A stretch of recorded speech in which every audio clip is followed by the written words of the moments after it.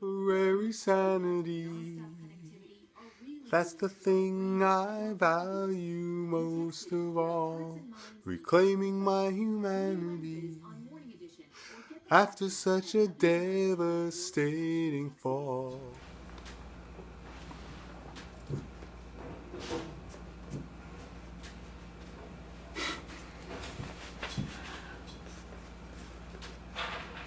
I haven't dusted him off in a while. You haven't dusted him off in a while? He's my mom's toy. This is the only thing I have that was hers. And she had it from...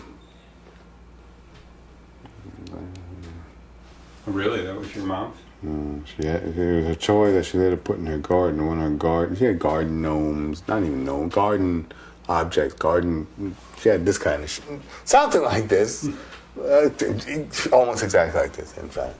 Some of this could even be considered gardening. And she, this was one of hers.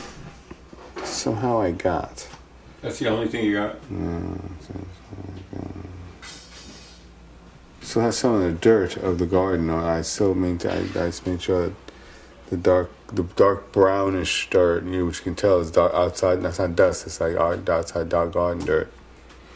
That's still on there. At least I believe it. It's got a stain that is dark and brownish. A stain of soil. A stain of soil. It's like a. What do you see?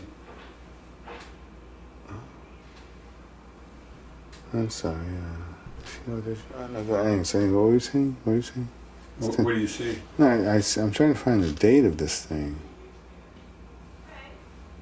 I'm trying to date.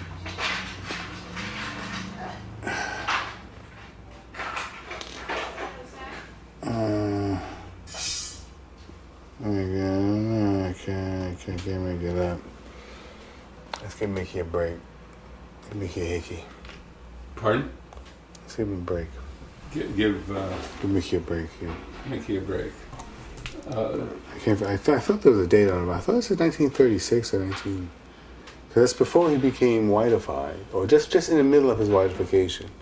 Back before he became colorized, when he was just black and white, he was actually a Sambo.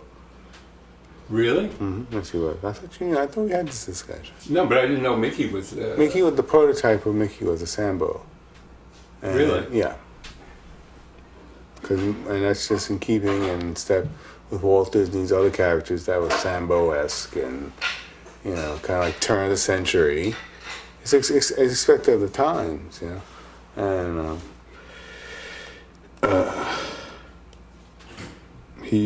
of course, he was anti-Semitic and very virulently racist. The Song of the South was like the biggest nightmare of racist. Hey, blacks really did have it better there, but in an old plantation, didn't they? Well, let me tell you how they had it. And like his retelling of the old South, his retelling of Reconstruction, and how they took everything back, like how they did with the Indian at that time in America.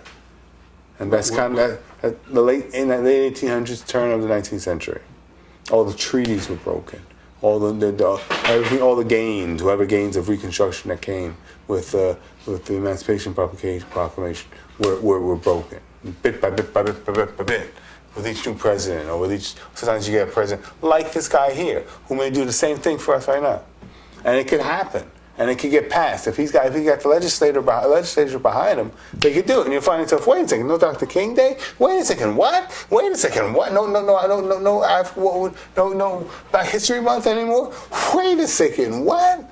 Shit that didn't matter anyway. That you could just find people, it doesn't matter, right? It's not a holiday. We're trying to cut costs. We're also taking away Lincoln's birthday. How's that?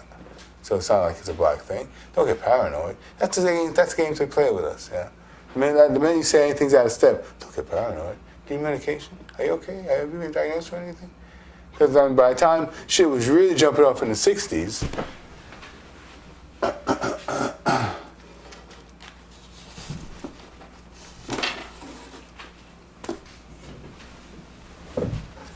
late 50s, early 60s, civil rights struggle era,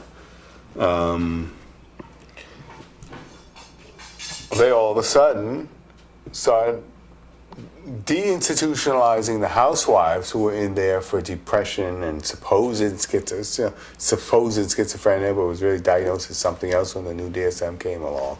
But getting them out of the institutionalized and making sure, goddamn, June Cleaver is not going to be institutionalized. Goddamn. You know, Carol Brady is not going to be institutionalized. Goddamn.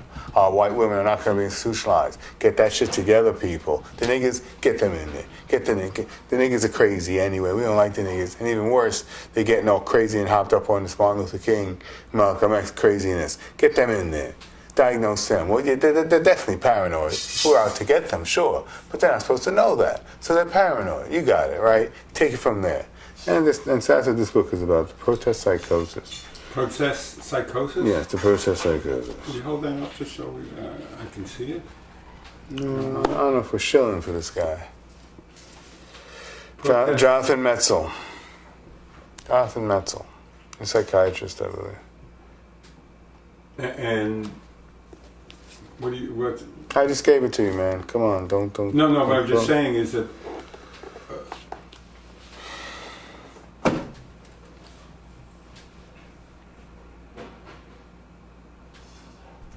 you just got it.